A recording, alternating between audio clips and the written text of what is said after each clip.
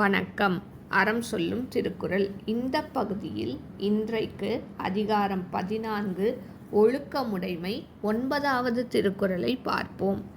ஒழுக்கம் உடையவர்க்கு ஒல்லாவே தீய வழுக்கியும் வாயார் சொலல். இந்த குறளுக்கான விளக்கம்.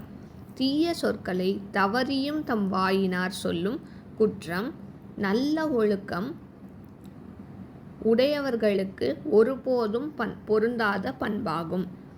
இந்த குறளுக்கான விரிவான விளக்கத்தை பார்க்கலாம். மறந்தும் தீய சொற்களை தம் வாயால் கூறுவது ஒழுக்கம் உடையவர்க்கு பொருந்தாத பண்பாகும்.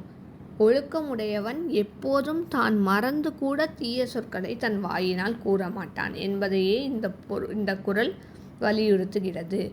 இந்த குறளுக்கான ஆங்கில விளக்கத்தை பார்க்கலாம்.